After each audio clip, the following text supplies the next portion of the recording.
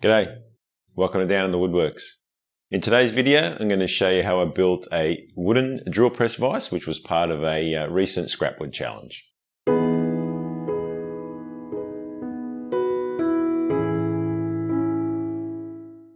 Before we get to the video though, I want to ask you to do one thing. If you're watching as a non-subscriber, then please help me out with my goal of reaching 50,000 subscribers by the end of the year and subscribing to the channel. Now onto the drill press vise.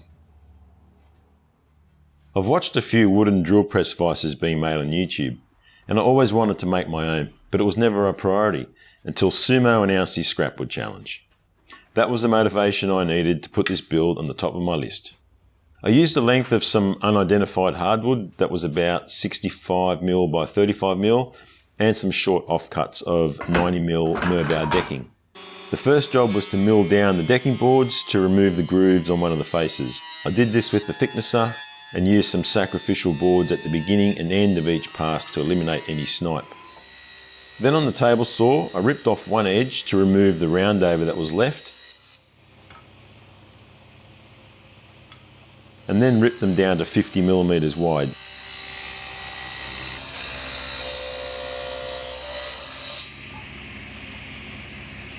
Before squaring up one end and then cutting them to length at 225mm using a stop block on the crosscut sled.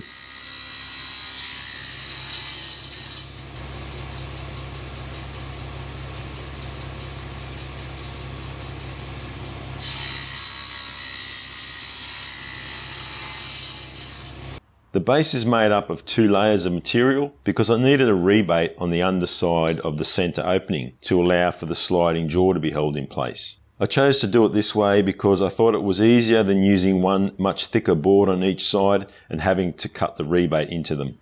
I countersunk holes in the ends of each of the side pieces to about half the width of the board for screws to fix the base together.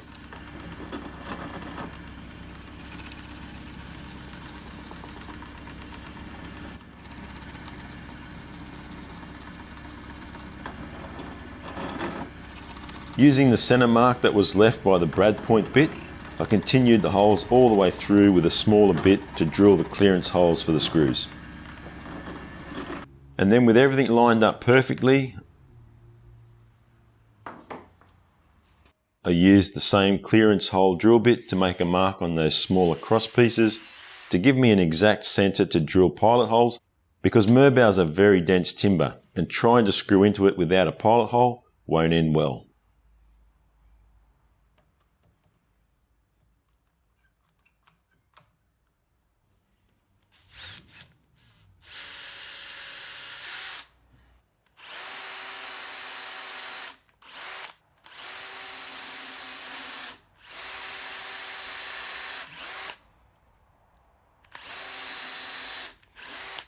A single screw was enough here because the second layer will be fixed in place overhanging this joint to create that rebate and will stop any potential twisting.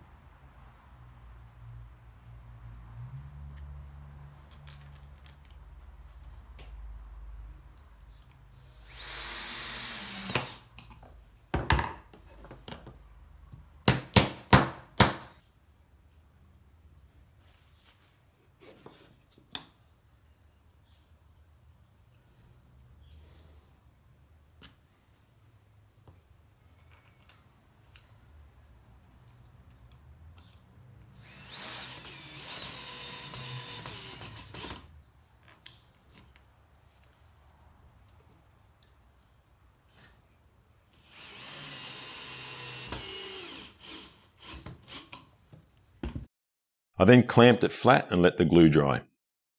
Once the glue had dried, I plugged the screw holes with a contrasting dowel,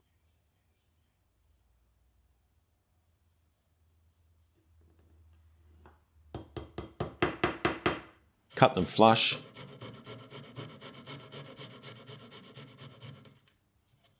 and routed the chamfer onto the top edge.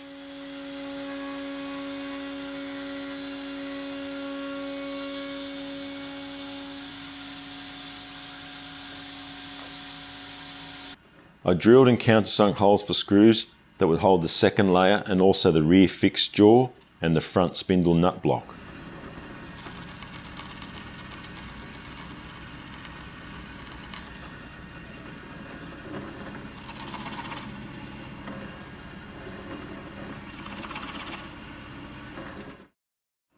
Before I could attach the other two boards to the base to form the rebate, I needed to make the retainer for the sliding jaw so I could get the correct spacing between the two pieces. The retainer was just two small pieces of the same material glued together to form this T shape that would get screwed to the base of the sliding jaw.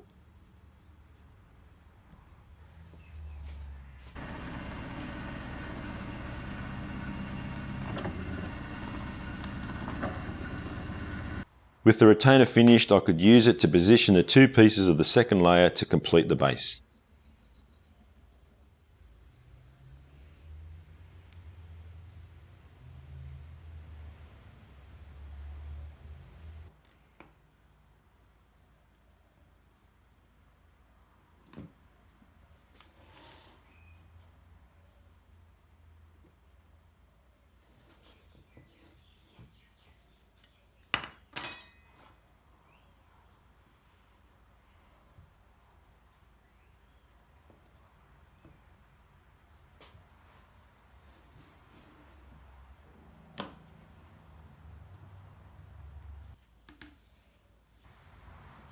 The two centre holes were used to fix those pieces in place, and the 4 holes at each corner of the base will be used to screw on the fixed jaw and the spindle nut block.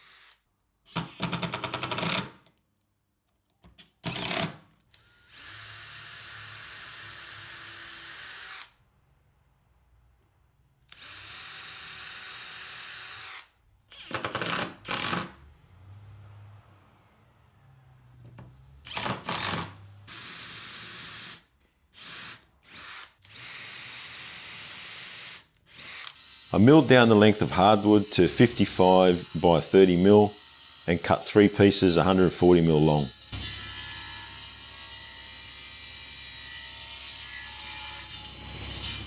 I used 16mm threaded rod for the spindle of the vise, so for the spindle nut block I drilled a hole with a Forstner bit to the depth of a 16mm nut.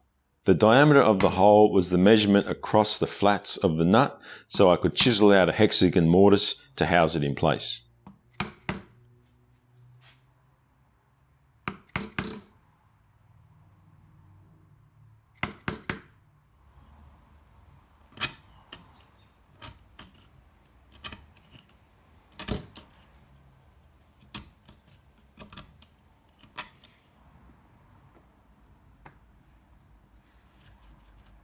I then used the centre mark of the Forstner bit to drill a 16mm hole with a spade bit for the threaded rod. I drilled through from both sides to get a clean hole with no blowout.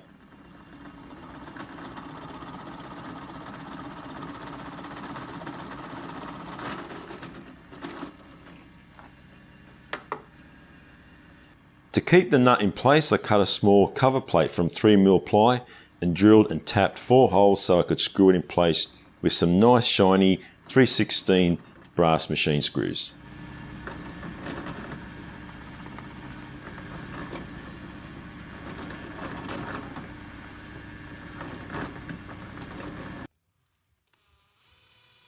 If you're going to use small metal taps in hardwood, don't do what I did here. Take it slow and do it in stages. I actually broke a tap in one of those holes, but luckily there was enough depth so I could get a shortened screw in the hole.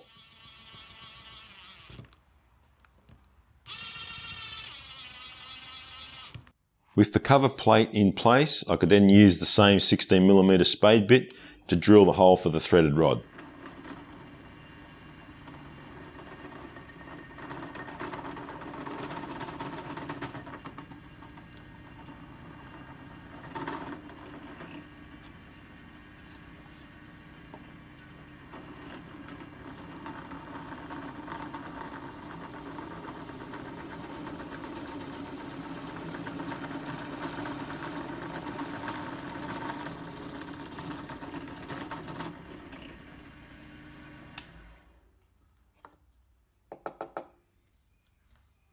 And this is the completed piece with the captured nut in place.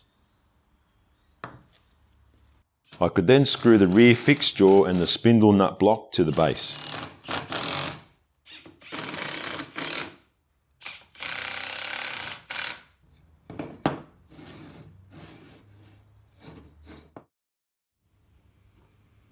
I used the same technique as before to mark and drill the pilot holes in the sliding jaw for the retainer.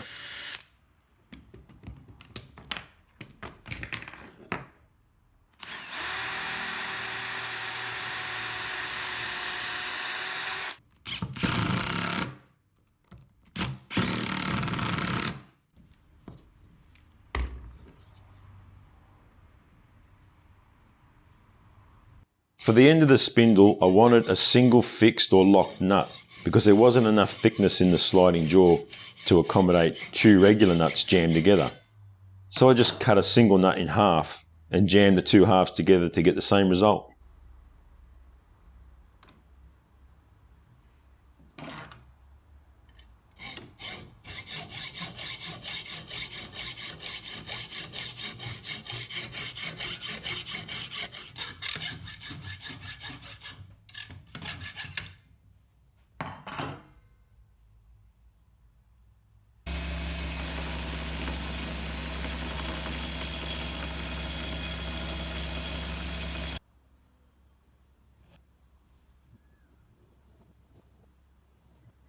I added a cover plate to the sliding jaw and then it was time for a test fit. I first used a piece of cardboard between the jaw and the retainer to provide the clearance needed for it to move freely, but I later got rid of that and just dialed in the clearance by adjusting the screws. I should add here that I also chamfered the edges of the jaws and the nut block.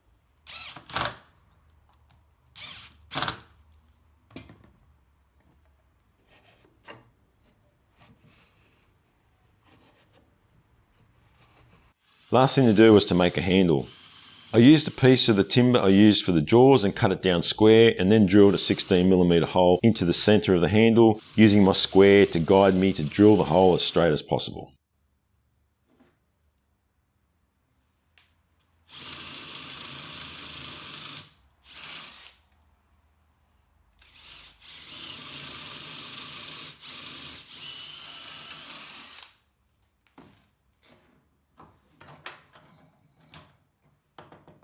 I chamfered the corners using the router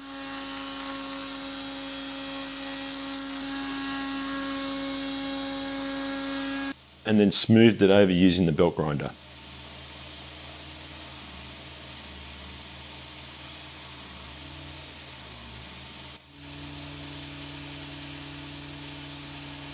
Time for final assembly. I used a bit of grease on the end of the spindle and then fixed it in place with its cover plate and 4 brass screws.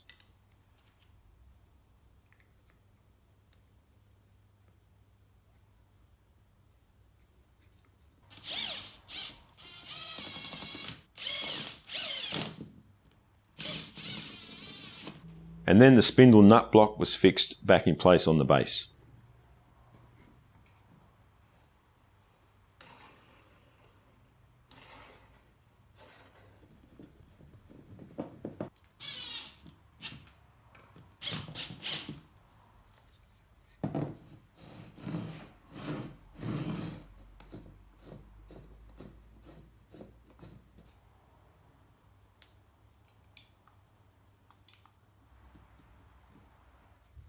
I used construction adhesive to glue the handle in place, but I wasn't confident it would hold, so I drilled and pinned the handle with a cut-off nail.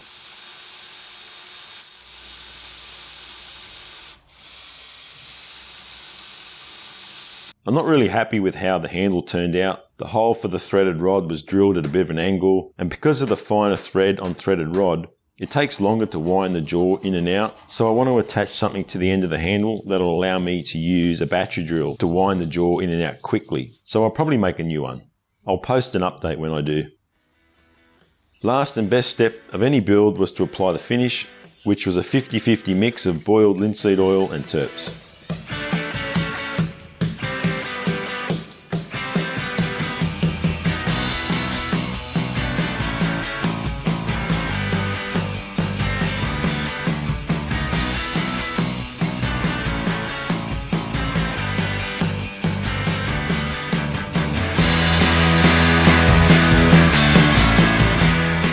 Well, how about that? The vise turned out pretty nice, I reckon. If you want to know what I'm up to in between videos, make sure you follow me on Instagram. And until the next video, you guys all have a great day.